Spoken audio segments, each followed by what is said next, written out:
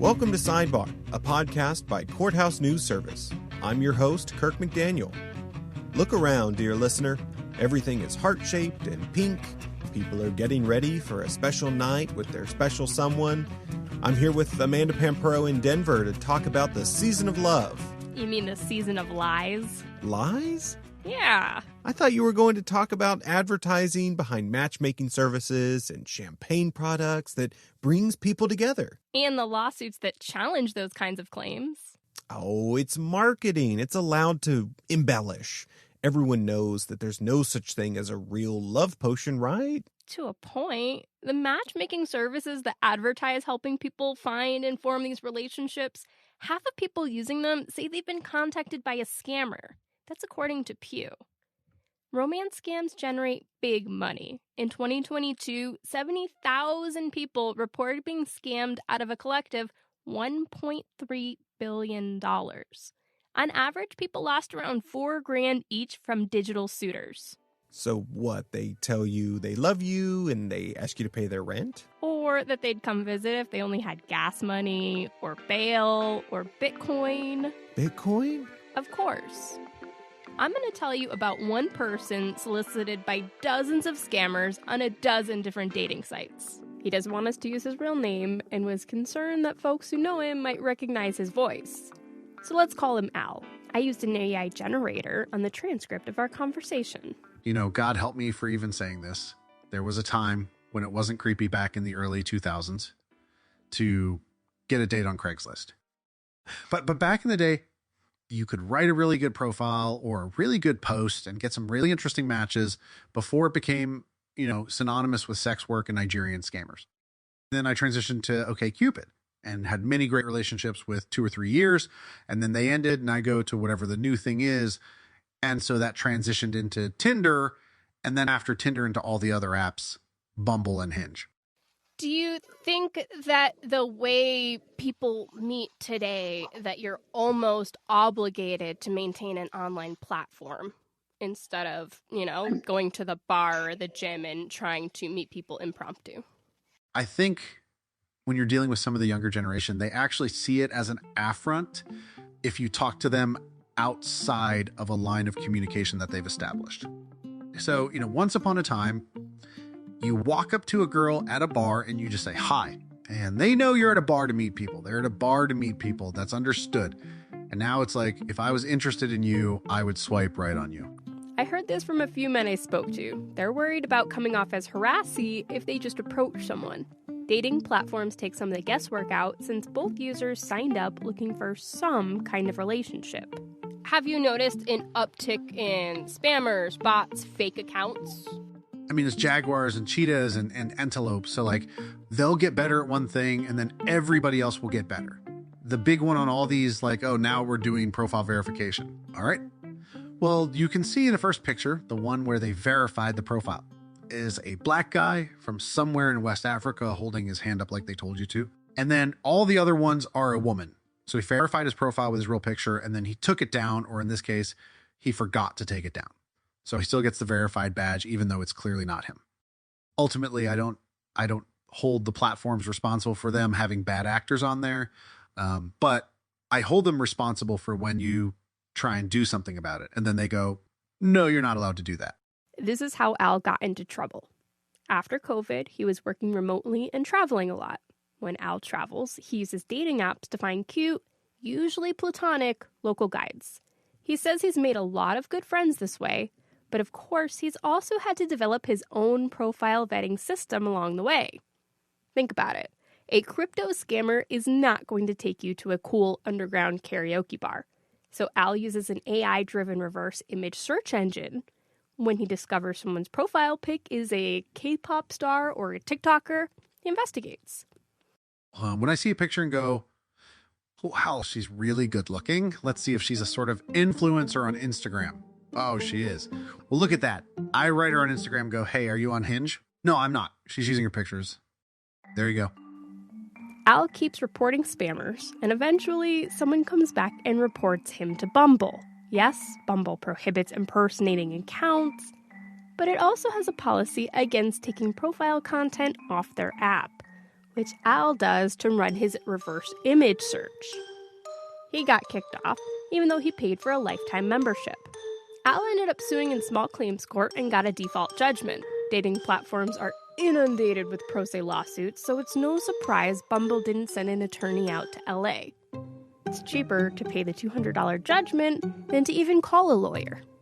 If someone like Al can vet accounts that easily, why doesn't the platform just do the same thing? Advanced vetting technologies like this open a Pandora's box of privacy issues. Like, what if that Instagrammer wants to keep her thrifting and cake channel separate from her dating life? And up till now, dating platforms haven't really been held responsible for the content individuals post. Communications Decency Act, Section 230. The FTC sued Match in 2019, claiming the platform induced people to subscribe to read messages sent by spammers. Using Section 230, a federal judge was quick to throw out the claim that Match exposed users to fraud. But dating platforms have to weed out bad actors, don't they? In an email, Match told me they use technology and human moderation to remove spam accounts. They estimate they remove 44 fake accounts every minute, about 5 million a quarter, and they get about 95% of them. But is there really an incentive for platforms to do more than what they are already doing? After all, dating platforms are in the business of making money. I asked University of California, San Diego sociologist Kevin Lewis whether platforms are incentivized to weed out bad actors. That's a good question, and I'm not sure that they are. I mean, these fake accounts are irksome, to say the least, to other people. But ironically, if you've got a persuasive fake account that is attracting, attention swipes, clicks, it's engaging other people. So I think, the users want the sites to say, yeah, this is a problem. We're going to root out these fake accounts and get rid of them. But from a business perspective, I don't know if that gets a bit murkier. Kevin's early work focused on how people form and maintain relationships on Facebook and dating websites, when those were both very new things. I asked him how online dating passed the tipping point and became normal. I think you've got a society that's increasingly digital. You've got an increasingly mobile society where people are moving around the country and the globe, making online dating, again, attractive because you can very quickly find a potential partner, even if you're new to a community, as opposed to having to put down roots and get to know people. And a busier society, making the efficiency of online dating attractive. And frankly, I think the last thing standing in the way of it was just norms. The stigma about meeting someone online that over the years has been, to my mind, pretty solidly eroded. And then the pandemic, was maybe one final push that made a lot of people comfortable with meeting a partner that way, such that it is now the most common way that their relationships start. You said that some of your early work was on Facebook. I've been wondering if dating platforms operate inherently differently than, say, Facebook or Netflix in terms of trying to match people up. Let's see. Facebook and online dating are both facilitating connections, although in the case of the former, to my mind, it's more about maintaining relationships you already have as opposed to forging new ones. Of course, online dating and Netflix both have in common, they would like to recommend, quote, products or people that you're interested in. One way I might say that they're a bit different is that they're in the business of making money. and to that end, there's kind of a delicate balance in that, if a dating site, let's say, were too successful, you've got a bunch of lost customers. Before the rise of the internet, couples mainly met through friends and family, acquaintances who did the job of vetting potential mates. With the expansion of the digital dating space, that vetting now happens after couples meet, sometimes after they've been chatting for days or even weeks. The strength of online dating is also its greatest weakness. You're meeting someone about whom you know nothing. You don't know what they're going to be like. You don't know if you'll get along. You don't know if they'll have bathed in the past week or be very awkward. And if they, don't treat you well, there's basically no social recourse in a way that there is with connections in common. Instead of having your friend tell you Joe Schmo is a great guy, you fact-check his profile by making sure his LinkedIn is active and then hop on Facebook to confirm he's not on an "Are we dating the same guy" thread. It's a very similar mechanism, but in the reverse order. You don't have that knowledge going into a meeting, but after you could share information with others who might benefit from it.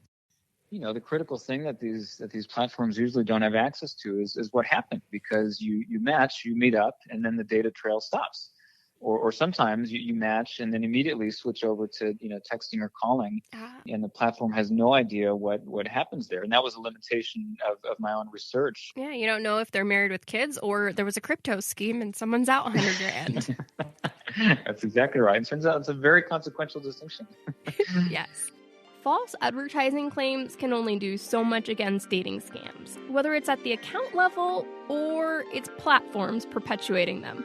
Okay, I hear what you're saying, but more people are falling in love than ever. That's a good thing, right? More people are connecting, but companies are making money off that process, and scammers are getting away with billions on the side. They're monetizing love. You're not making this holiday very fun. Cupid has some pretty sharp arrows.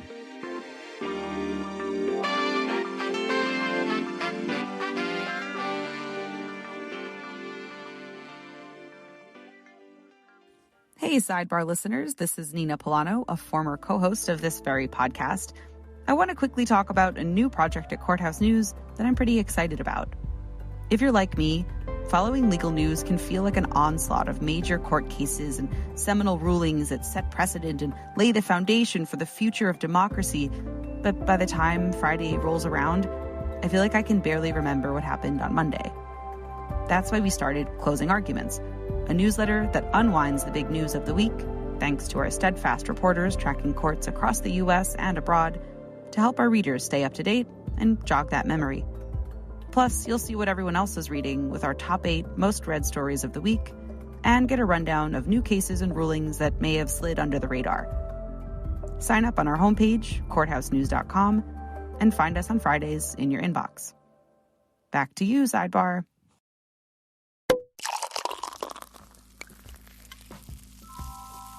Champagne is probably the unofficial beverage of Valentine's Day. So let's talk mimosas. What is in a mimosa? Champagne and orange juice. If we were perusing the cooler aisle at the store and you saw canned mimosas, what would you think they contained? I would think they had champagne and orange juice. What if you got home, cracked one open with the wife, and only then realized they did not contain champagne? I think I'd say these are not the bubbles you were looking for. But I don't know that I'd be mad enough to sue. They just have to be sparkling wine, right? Not even that. Just some undisclosed alcohol. Could be moonshine for all you know. Okay, I guess depending on how my Valentine's Day is going, I might be okay with that, but it's still not what I thought I paid for. On behalf of a client, Long Island attorney Spencer Sheehan filed a suit against Molson Coors last October over the Vizzy Mimosa hard seltzer drink, which does not contain any sparkling wine. In an email, a spokesperson from Molson Coors said, quote, Vizzy Mimosa hard seltzer is a mimosa-flavored hard seltzer beverage. Considering Vizzy's cost of about $20 for a 12-pack, it's clear the product is not champagne-based. Per the Courthouse News database, Spencer has filed more than 600 lawsuits over the last decade. Be careful about those big, candy-filled hearts, the ones in those huge oversized boxes where you think you're getting, maybe dozens of, those delicious chocolate truffles. And then you open it up and it's like one of those Russian dolls where it has like the packaging and all of those inserts in there with all the different plastic packaging. And you see that in that huge box, it's maybe like 16 inches in diameter. And you'll get 4 or so, or maybe half a dozen actual chocolate pieces. So just be careful, just don't be too disappointed when your sweetheart gets, this big box of chocolates and there are hardly any in there.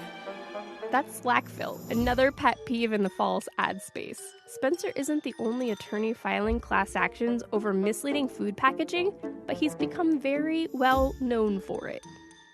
No, it just seems like it's a lot, only because if you focus on it. It's just, these types of cases, they may get a certain amount of attention because they deal in many ways with consumer packaged goods. This guy's gone up against fruit and grain bars not made with fruit, salt and vinegar potato chips that don't contain vinegar, even Hershey's white chocolate, which has neither cacao nor cocoa butter. But it's candy. Don't we all already know that it's full of artificial yum-yums? Yeah, but these lawsuits hit the question of what we can reasonably expect when we buy something in the store. Nothing at all. Isn't that terrible? No, it's a company's job to sell you a product. You should know that going into any store. As a consumer, though, I want to eat good food without having to read up on academic journals first. There are studies on the kinds of labels that confuse customers into thinking they're buying something nutritious when it's full of junk. And the strangest part is a bunch of the really bad ones are perfectly legal. I have a natural love of food labels. I've been inspecting them forever. My name is Jennifer Pomerantz. I'm an associate professor at the NYU School of Global Public Health. Food labels have such potential to be a vehicle to provide transparent and clear information to consumers. People are inundated with marketing and other types of information, but at least basically every consumer at some point interacts with the food labels. I'm imagining the kid sitting at the breakfast table with that cereal box, and they just can't take their eyes off of it and all the information you can put in there. Yes, it's exactly right. Yeah. In 2020, Jennifer worked on a survey of 1,600 parents looking at drinks marketed to young kids. 90% of parents knew which drinks had added sugar. That was easy. But only half could tell which had non-nutritive sweeteners like stevia or Splenda, which aren't good for you either. The survey found a bunch of parents thought unsweetened juice had sugar, and some thought flavored water was sugar-free. The study drills down into how confusing it can be to figure out which is the best drink for a kid, knowing the American Pediatric Association says sugary drinks have long-term health risks for kids. Are we even talking about soda? No, just juice and flavored water. Next, Jennifer studied the labels on kids' drinks and found most of them were following the rules. The FDA has even said its own rules won't help people figure out which lemonade package, picturing fresh lemons, has actual fruit in it. Yeah, it's really difficult to find healthy drinks unless you study food labels. This is one of the areas where I'd say it's probably the most difficult. There's a big movement to get disclosure of non-nutritive sweetener on the front of the pack of the drink, and also the percent juice instead of being on the side. The requirement is that the percent juice has to be above the nutrition facts panel, which is not automatically noticeable. So on the front would be helpful. And also just the only way to find out if there are artificial sweeteners are if you know the chemical terms for them and read the ingredient list, which is really unfair to consumers. Jennifer did similar work comparing caregiver confusion around formula and breast milk. If you think formula has more nutritional benefits than giving a baby breast milk, that is due almost entirely to marketing. I was thinking about this. I've been thinking about it since your email. What's the most harmful of the claims? I actually think the breast milk comparison claims on infant formula and toddler drinks. American Academy of Pediatrics suggests they remove it. It's too misleading. We know that more than 50% of parents think that infant formula is better than breast milk, and it's all for marketing. And so anyway, I'm not even one of these huge pro-breastfeeding people. I'm just, again, it's about transparency and accurate information. Jennifer wants to see more scrutiny around claims of nutritional benefits. Take structure-function claims, where you can simply state what an ingredient is, like calcium builds strong bones. But I could also tell you that unicorn-shaped foods produce endorphins, and I don't even have to show you the study I conducted. The FTC, the Federal Trade Commission, does look at whether there's any type of scientific evidence to support structure-function claims, but the FDA does not regulate them. So what that means is they're supposed to be truthful and not misleading, but in reality, they're not required to disclose the evidence for these structure-function claims. And some of these really do sway consumers because they're not required to disclose the science.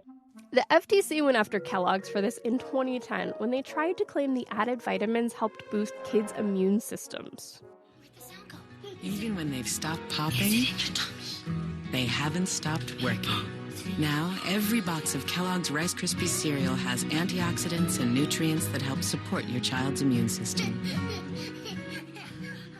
Kellogg's ended up paying the feds $5 million for that one. There's been a lot of similar claims in the whole grain space, sending regulators to parse out which products have the benefit of whole grains and which taste just grainy enough to warrant putting it on the box. Products that are like whole grain junk food that's really unhealthy, but just because they added some whole grain, they market it as a whole grain product. And it's very confusing to consumers where they know that they're supposed to eat whole grain, but that's not what the dietary guidelines mean when they say whole grain, like, you know, whole grain Cheez-Its or whatever, Pringles or whatever. That's not the whole grain we're looking for. If we're seeing an increase in food litigation, Jennifer says it's a sign that regulations aren't doing what they're supposed to. Many of the FDA's rules are more than 30 years old, even though nutritional knowledge and the market have changed a lot since then. Well, so there's a ton of food label litigation, as you know. I'd say it's an enormous area. And I do think it's necessary because the FDA hasn't really updated regulations on these areas for a lot of different products. But most of these juice and fruit drinks are actually following FDA regulations. It's just that the regulations are outdated and need to be changed. Do you think that consumer-driven lawsuits are impactful and change the way food is marketed or put better products on the shelves? Yeah, so I used to think in the old days, like, oh, we just need to change the regulations. But you know what? They haven't changed. It's been 20 years. I've been calling for changes. They really haven't changed. So over these years, I've really seen that litigation has come in to kind of play a role as an indirect regulatory method. And I do see the value in that. The example that was a really big issue was the term natural. And there were a bunch of lawsuits about products that claimed to be natural. They were like, I would just remember Snapple. All natural Snapple sodas in great tasting natural flavors. Crystal Cola, True Root Beer, Orange Bright, Ginger Ale, Lemon Alive, French Cherry, and all are made with pure Pocono Mountain water. So make the switch to natural, delicious, and refreshing Snapple sodas. The lawsuits originally lost.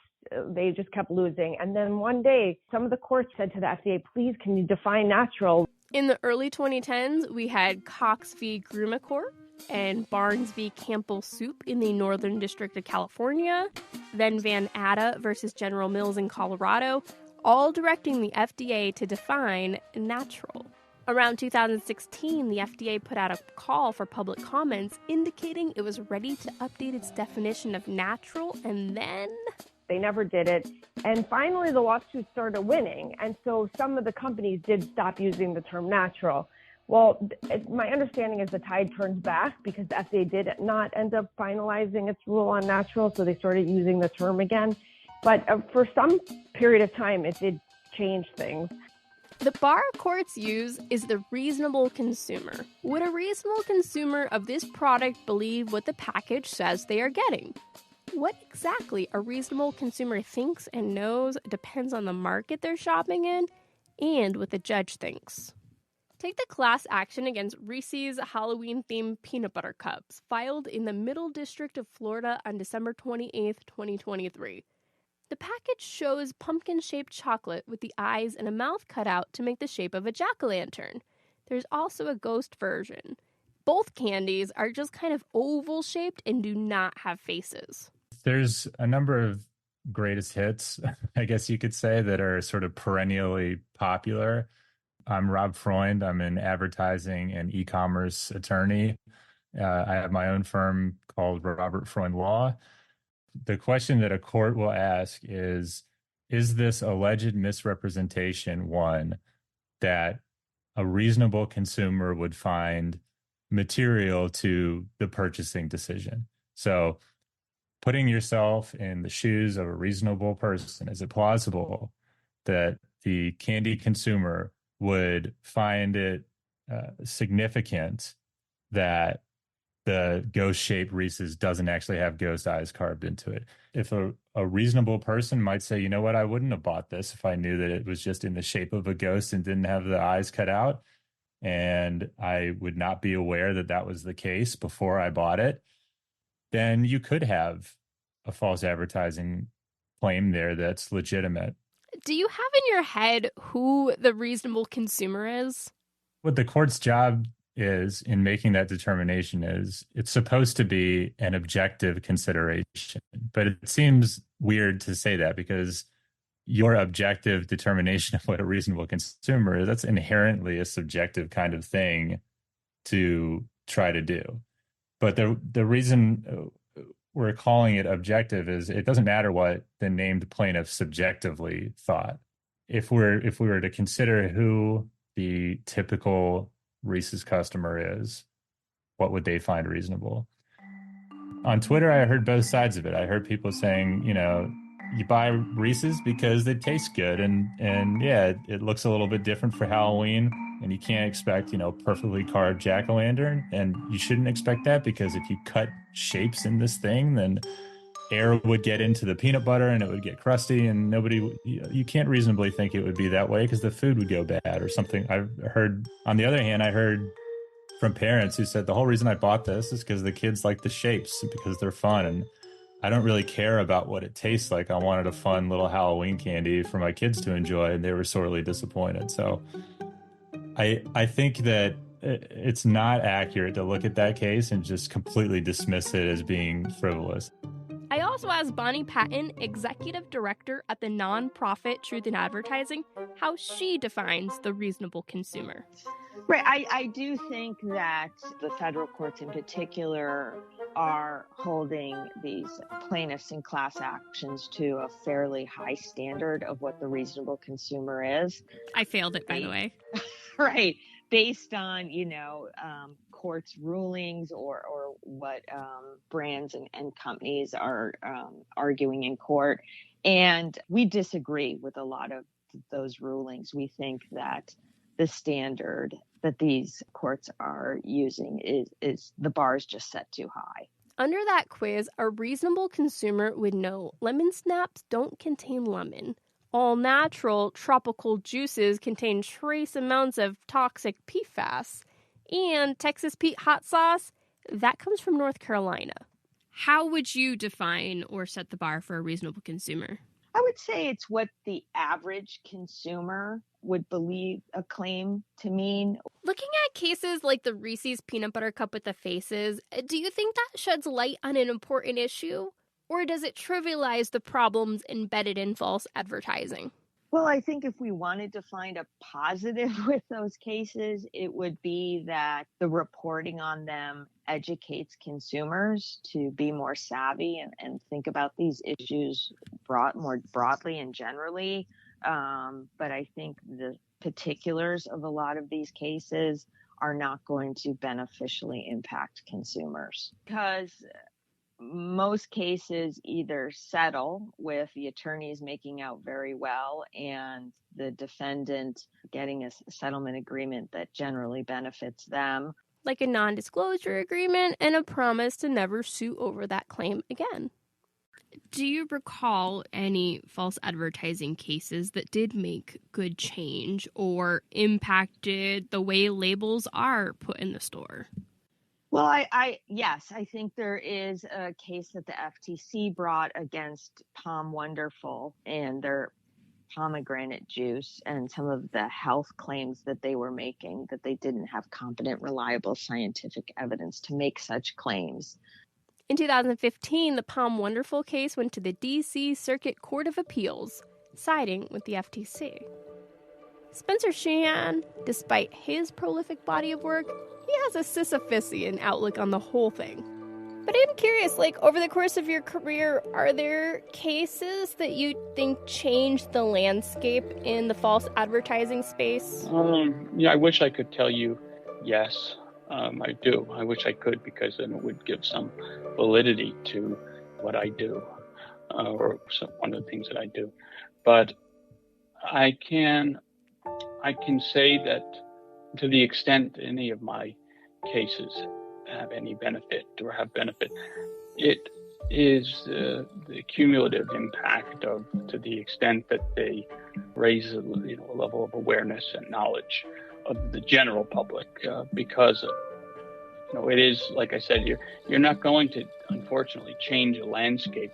Turns out, Spencer is a pretty big fan of Upton Sinclair's The Jungle, published in 1906. The novel depicts an immigrant family working in the Chicago meatpacking industry, where bodies disappeared into lard, and the kids all drank milk watered down with formaldehyde. The book shocked the public so much, the FDA was established the same year it was published. A common refrain in my cases, and something that I write repeatedly about in sort of trying to frame, where it is I'm coming from. And I will often, have a section about, it'll start out with sort of, let's say, consumer aversion to additives. And next section will be this concern is, not a new one. I said in the early 20th century, based on the reports of muckraking journalists, consumers were similarly alarmed by the dangers of what they were consuming. When Upton Sinclair wrote, there wasn't, there wasn't even a regulatory apparatus really in place.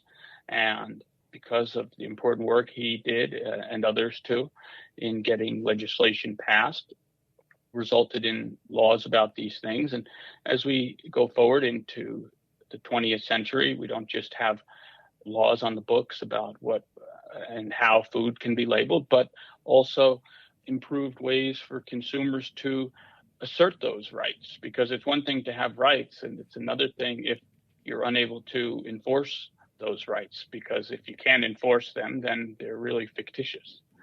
Now, I was going to ask if you think there has been great improvements from that age to today, if we're still seeing people need to sue to prove that there's vanilla in vanilla products or to get accurate labels for additives. One of the things before there were regulations about these types of things, the main concern was that people would die from, let's say, foods that were toxic, or maybe meat that wasn't properly processed or prepared. And we still have, as I'm sure you're aware, instances of food poisoning, although that's far less common. You see it every so often with an E. coli outbreak, or some spinach from the Central Valley of California maybe got contaminated, or maybe some apples.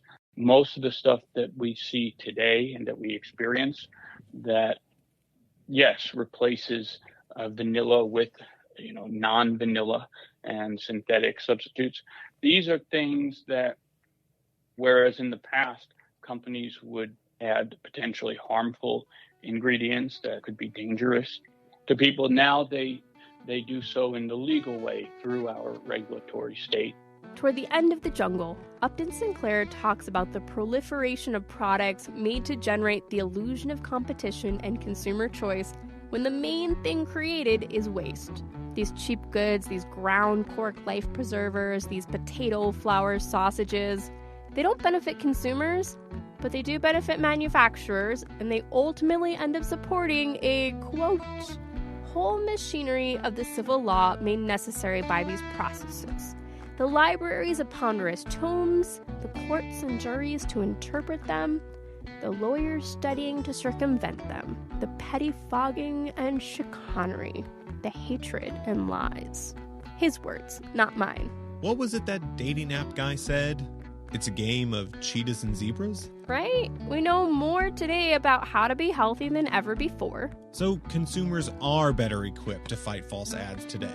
That's what you're saying. Well, advertisers know more about what buzzwords and images they need to make you hungry. We didn't even have time to get into neuromarketing, but the science behind advertising has never been better. At the end of the day, it falls on people to know who they're connecting with, what they're eating, and whether the box is half full. You can say it falls on the individual, but at some point, when thousands of people run into the same billion-dollar problems and fall for the same lies, you have to wonder, is it me? Or is it something bigger? Okay, I have heard everything you have said, You make some very convincing points, but I'm still going to go get my box of half-full chocolates. Yes, life is a box of chocolates. Cockroach clusters are real, and you never know which one you're going to get. I'm feeling a lot less festive, but strangely more aware of advertisers. They're everywhere.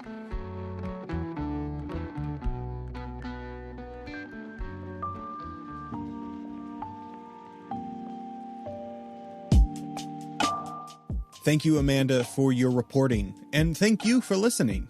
If you liked this episode and wanted to leave us a review, be sure to drop one over on Apple Podcasts. Let us know how we're doing. Check out courthousenews.com for more stories from Amanda, myself, and all of our amazing reporters. And lastly, follow us on social media so you never miss breaking news or just a wild story coming out of the legal world. Next time on Sidebar, can you sue somebody for being mean to you online? What if it's a joke? What if it's funny? What if it's not funny? A long-running feud between two eviction lawyers accumulated into a Twitter parody account and a libel lawsuit that made it all the way to a jury trial. We'll take the temperature of defamation law in the 21st century. Happy Valentine's Day. See ya.